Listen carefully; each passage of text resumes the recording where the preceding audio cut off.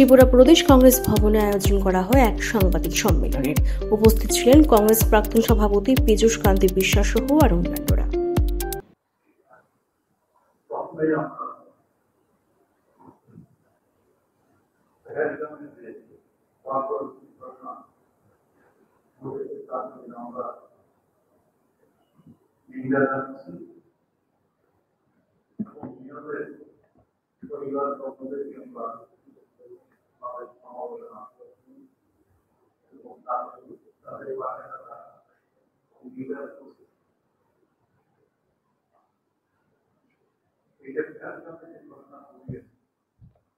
আপনারা জানেন ওই এরিয়াতে একটা এক্সট্রিমিস্ট এরিয়া,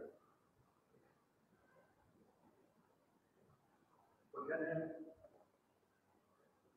হাজার হাজার পুলিশ এখানে যায়। ভারত সরকারের বিরোধী কাজটি আপনারা জানেন,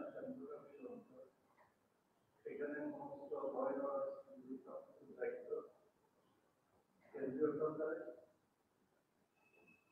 সেখানে পর্যাপ্ত সিকিউরিটি দেওয়া কথা, কিন্তু যেদিন ঘটনা ঘটেছে সেই দিন সেখানে একজন সিকিউরিটি ছিল। অথচ এখানে খ্রিস্টীয় সিকিউরিটি থাকার কথা, এই যে না থাকা, এখানে 15 জন কংগ্রেস বাতাবরণ সৃষ্টি। আমাদের প্রাক্তন সেনাপ্রধান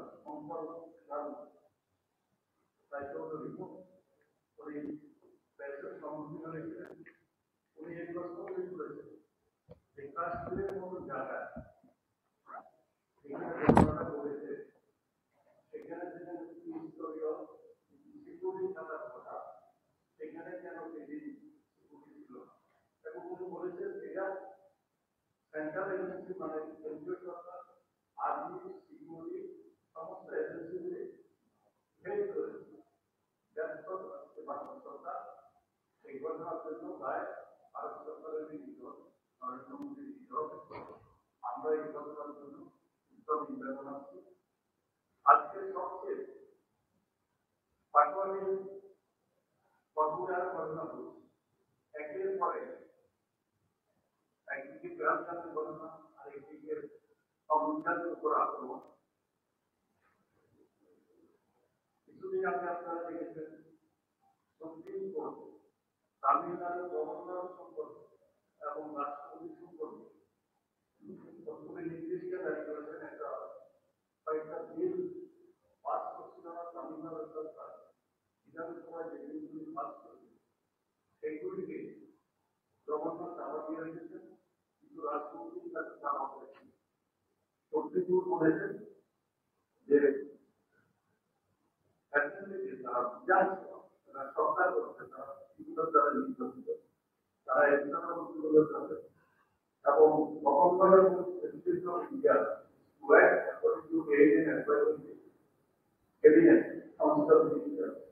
তুমি এগুলো উদ্ধার করতে পারো। অথচ না হলে পুলিশে গেছে বিবেচনার জন্য আয়োজন করা ছিল, কিন্তু বিবেচনার জন্য যাবে তুমি বাধ্য এটাতে এই ব্যাপারে সুপ্রিম কোর্ট নানা আদেশে বলেছেন যে 2 মাসের মধ্যে দেশগুলিকে ক্লিয়ার করে যদি না করা তাহলে আবার এগুলি অটোমেটিক আইনে পরিণত করে নেওয়া হবে। সেখানে আমাদের মাননীয় উপরাষ্ট্রপতি তিনি রাজ্যসভার চেয়ারম্যান, উনি সুপ্রিম কোর্টের এই রায়ের বিরুদ্ধে মুখ করেছেন।